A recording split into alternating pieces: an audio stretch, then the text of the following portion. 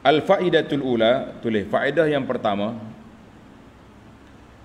yauma taral mu'minina wal mu'minat, yauma taral mu'minina wal mu'minat, pada hari orang mukmin dan orang mukminat melihat cahaya. Tanggal fajar, atful mu'minati 'alal mu'minin.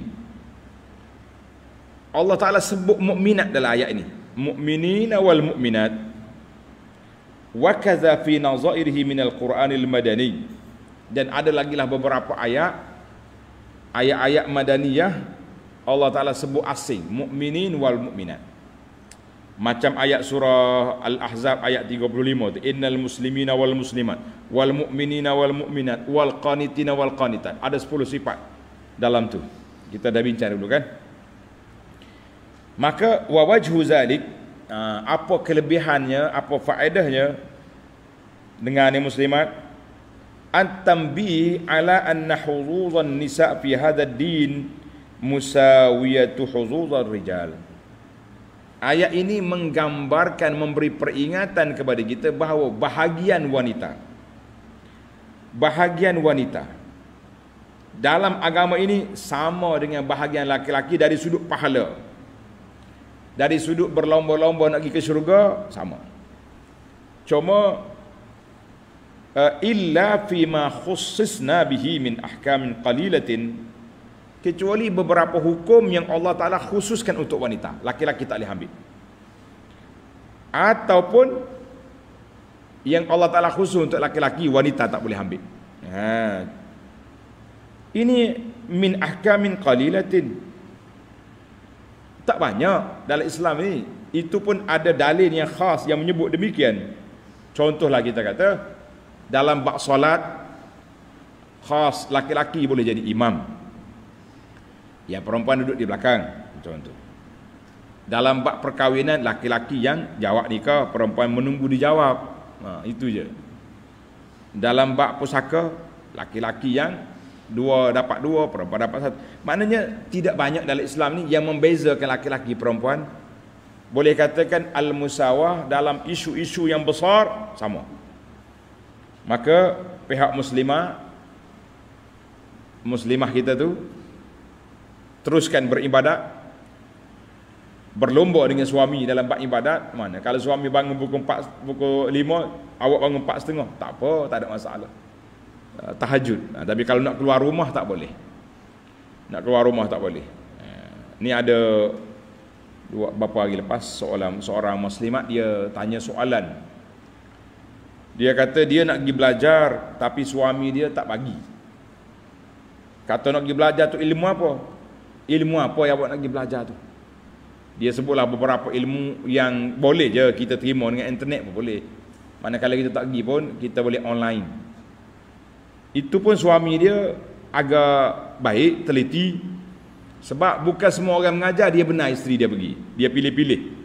Mana kalau ustaz ni hak jenis cakap merapu, cakap dalil pun tak ada, bawa hadiah-hadiah palsu, suami dia tak bagi. Kata baguslah tu. Itulah suami yang sepatutnya. Dia tak nak isteri dia jadi penguntit sampah. Apa orang cakap bawa balik belaka. Lah, kita pilih-pilih mana-mana yang sahih, yang jelas kita pergi. Yang mana yang pelik-pelik tak payah pergi. Susah awak nak tapis. Macam mana kita nak kita tak ada filter ilmu untuk menapis mana yang betul, mana yang salah. Jadi baiklah suami dia pilih, kita kata bagus. Itu yang pertama. Ayat ini menunjukkan bahawa khuzuz, bahagian wanita sama dengan laki-laki dalam bab keimanan kepada Allah dan untuk masuk syurga nanti, kecuali beberapa isu yang khas untuk wanita atau khas untuk laki-laki. Yang kedua, dalam ayat yang sama ni, wazalika liibtali ma kana 'indal yahud. Ayat ini nak membatalkan kepahaman Yahudi yang mengatakan wanita itu iaitulah golongan yang dilaknat dan terhalang daripada banyak kebajikan. Ni puak Yahudi, dia kata wanita ni kelas kedua, makhluk yang rendah martabat, tak banyak keistimewaan. Bila isteri dia mari haid, duduk berasingan, tak duduk sekali. Jadi kita orang Islam ni alhamdulillah tak ada pengasingan. Suami dengan isteri walaupun haid, nifas, boleh duduk sama-sama. Cuma tempat keluar haid itu dilarang. Itu je. Yang lain jalan. Itu yang pertama. Tulis. Jadi di sini jelaslah kita bahawa mukminin dan mukminat, muslimin dan muslimat itu khas, satu galakan yang besar kepada mukminat. Isu yang kedua, faedah yang kedua. Oleh faedah yang kedua, dalam ayat yang sama, wa taral mu'minina wal mu'minati yas'a nuruhum baina aydihim wa bi aymanihim. Ayat ini juga Allah Ta'ala menceritakan tentang orang munafiqin yang menzahirkan Islam, menyembunyikan kekufuran. Mereka akan berjalan dengan orang mukmin seketika di akhirat. Seketika di akhirat. Jadi sehinggalah sampai kepada tempat gelap dekatnya sirat, padam, dia tak boleh masuk sebab dia tak ada lampu, tak ada api. Ketika itulah mereka meminta-minta, merayu-rayu nak tumpang api. Pop duriba bainahum bil hijab, malaikat mari letak tutup. Apa bercakap banyak, pergi duduk tempatmu ni. Na'udzubillah. Atas dunia ni buah besar. Kama annal munafiqin, sebagaimana orang munafik yang kehilangan cahaya iman, cahaya kebenaran, cahaya sunnah di dunia dulu, di akhirat juga mereka kehilangan cahaya untuk melintasi sirat, sebab iman dia tidak betul.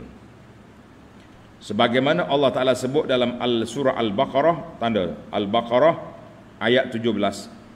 Mathaluhum kamathalil ladzi istawqada nara falamma adaa'at ma hawlahu dhahaba Allahu binurihim wa tarakahum fi dhulumatin la yubsirun. Bandingnya puak munafik ini macam orang nyalakan api. Nyala api. Tengah duduk sengok nyala molek, api padam.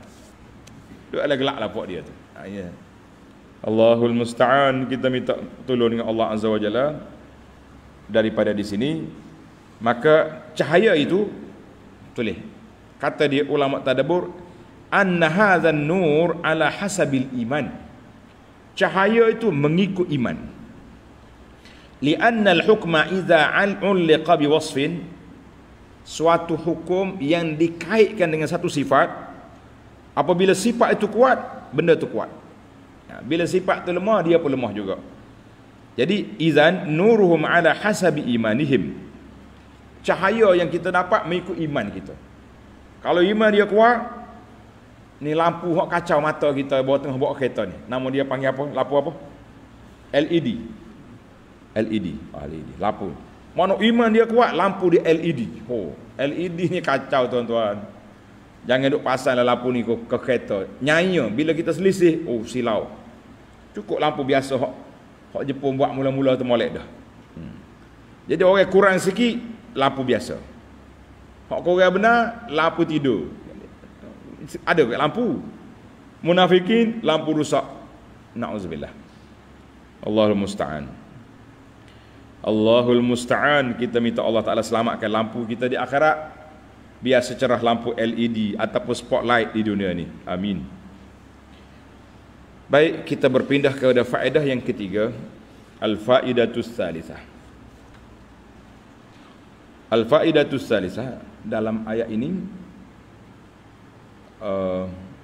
Allah kata apa? Faduriba bainahum. Faduriba bainahum. Maka dibuat pemisah di antara orang mukmin dengan orang munafik. Dipisahkan dia. Faduriba bainahum bisurin lahu babun la'alla ja'ala al-bab fi suri wahid. Kenapa dalam tembok itu dia buat pintu? Ni. Allah kata dia ada pintu. Sebabnya liyamurra minhu afwajil mu'minin al-khalisin. Senang malaikat checkpoint nak asingkan orang munafik ni. Orang mukmin masuk. Munafik lah. Di kita ni dia panggil, orang panggil security guard, kawalan tu mudah. Allahu Akbar, tangkilan, kerana nak menyakitkan hati, nak mengecewakan orang munafikin. Bila dia berjalan sekali, tiba-tiba dia tak boleh masuk. Yang ni lepas, dipersilakan, tafadhal, mu munafik la enak. Itu dia panggil mengecewakan. Kita ni kalau kita duduk sekali dengan orang, tiba-tiba kita tak lagi, dia boleh. Kecewa ke tidak? Kecewa kita. Lagi keras kata orang, lagi sakit hati dia.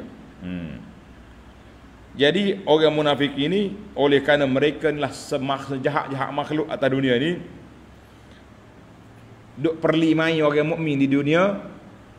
Walihaza yustahza'u bihim fil akhirah. Karena itu mereka diperlimai di akhirat esok. Yu'tawna nuran, dia beri lampu sekejap, happy dia, boleh lampu dah. Apa tengah bayar lepak, padam. Nak gimana? Terpinga-pinga. Bila dia minta orang mukmin tolong bantu dia bagi lampu, irji'u wara'akum, balik semula ke belakang, cari api. Na'udzubillah, oleh kerana munafik ini kaki apa dia panggil? Kaki kelentong, kaki perli orang atas dunia, maka di akhirat esok malaikat permain-mainkan dia. Allahumma tahhir qulubana wa a'malana wa alsinatana minan nifaq. Ya Allah, bersihkan hati kami, perbuatan kami, lidah kami daripada sifat munafik ya rabbal alamin. Jadi orang munafik ini berjalan, dia ingat okey, sampai tengah jalan tak lagi, ya letih. Pernah tahu lagu tu, letih kita. Macam kita berjalan ramai-ramai dah dekat immigration. Siapa tanya waktu orang lain cek pasport pergi, cek. Siapa tanya kita cek pasport, gerak topik merah. Awak ni teroris. Mesti disiasat dulu. Kenapa? Panjanglah cerita. Sejam 2 jam 4-5 jam duduk di airport, terkandah di situ. Orang lain relax dah. Duduk minum makan teh dah, duduk minum air dah luar. Kita duduk kenali, boleh masuk tak boleh masuk. Allah. Baik. Yang keempat, faedah yang keempat ayat kita ni, ayat 14 lagi.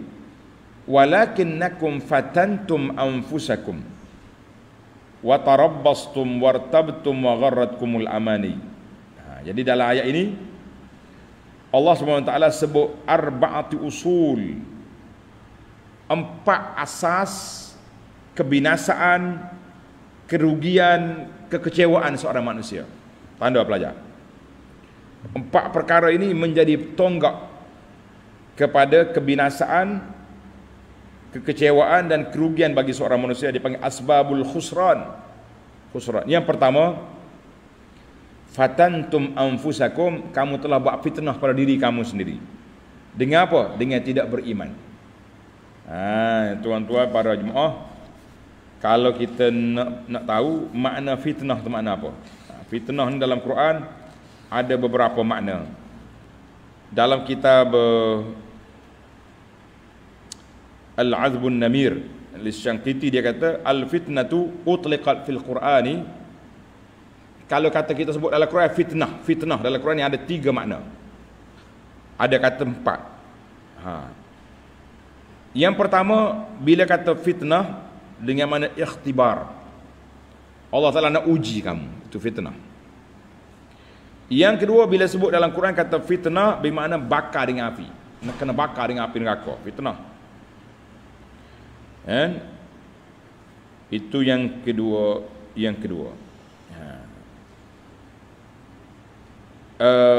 Yang ketiga, fitnah juga dengan makna natijatul ikhtibar, hasil daripada ujian. Allah Ta'ala uji kamu, terhasillah orang yang beriman, orang munafikin ataupun orang kafir betul-betul. Yang keempat, yakni khilaf. Dalam Quran kata, bila kata fitnah dengan makna hujjah.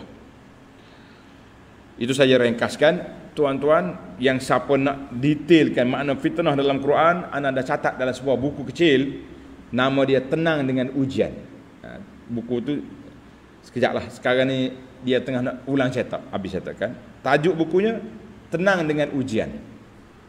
Kalau tak jumpa buku, tuan-tuan tengok je dalam YouTube, ana dah syarahkan buku ni separuhnya. Nama dia fitnah, makna fitnah dalam Quran. Ada 8 atau 10 makna yang boleh kita faham insya-Allah.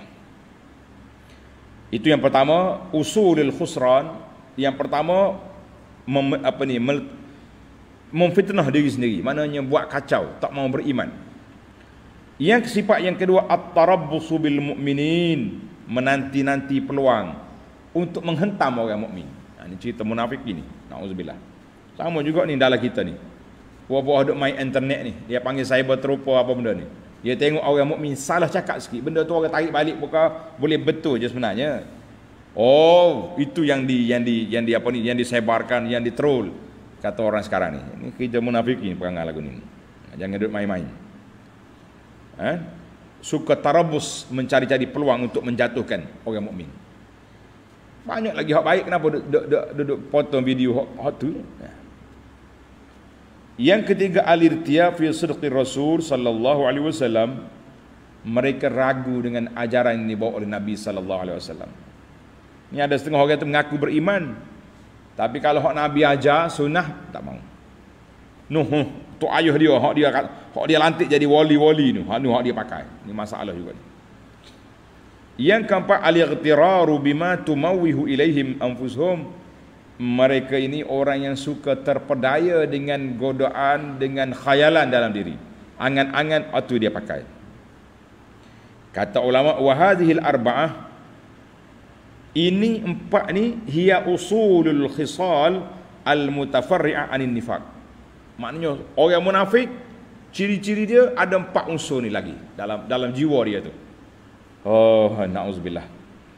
Kita minta berlindung dengan Allah Ta'ala daripada usul-usul al-khusran. Kita berpindah kepada yang terakhir, para pelajar sekalian. Ayat 15. Fal yawma la yu'khadhu minkum fidyatun wala minal ladzina kafaru ma'wakumun nar ya maulakum wa bi'sal masir. Allahu akbar. Maka orang kafir, orang munafiqin dalam ayat ini, Allah Ta'ala tidak terima fidyah, tak terima lagi tebusan di akhirat. Orang kafir dengan orang munafik tak boleh terima, tempat dia neraka. Tulis pelajar.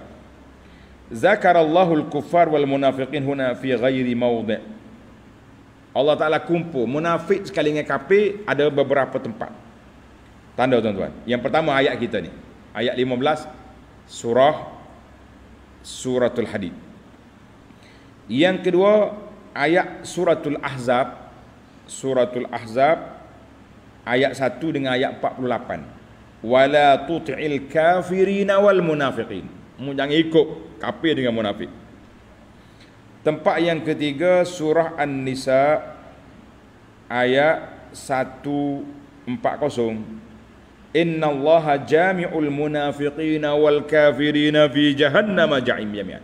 Allah Ta'ala akan kumpul munafik dengan kafir dalam neraka. Na'udzubillah. Liyumayyizahum anhum bi izharil Islam, supaya Allah Ta'ala nak bezakan puak-puak kafir itu dengan munafikin. Wa illa fahum fil batin syarrun minal kufar. Kalau nak kira orang munafik ni lebih jahat daripada kafir tulen. Sebab itu tempat dia dalam neraka lebih bawah daripada kafir. Mana dalil? Tanda dalil. Surah An-Nisa ayat 145. Surah An-Nisa ayat 145. Innal munafiqina fid darkil asfali minan nar. Orang munafikin duduk di dasar bawah neraka. Maknanya kafir di sini, dia duduk bawah lagi. Kalau orang Kelantan kata kerok neraka, tahu kerok? Kerok ni bahasa Malaysia apa kerok? Kerok kalau kita masak nasi tu hak lekat di puyuk tu warna hitam tu. Itu dia panggil kerok. Kerok neraka ni puak munafikin lebih dahsyat daripada kafir tulen, naudzubillah. Lebih dahsyat. Allahu akbar. Kita minta berlindung dengan Allah Ta'ala. Sekali lagi kita berdoa, Allahumma tahhir qulubana minan nifaq wa alsinatana minal kadhib wa ayunana minal khiyanah. Ya Allah, bersihkan hati kami daripada sifat munafik, bersihkan lidah kami daripada lidah yang jahat, bersihkanlah mata kami daripada mata pengkhianat. Ya arhamar rahimin, ya rabbal alamin. Wa sallallahu wa sallama wa barak ala Muhammad wa ala alihi wa sahbihi ajma'in walhamdulillahi rabbil alamin. tamatlah perbincangan kita. InsyaAllah siri yang akan datang kita akan sambung ayat 16 sehingga ayat 19. Ayat 16 sehingga ayat 19 dalam siri yang akan datang.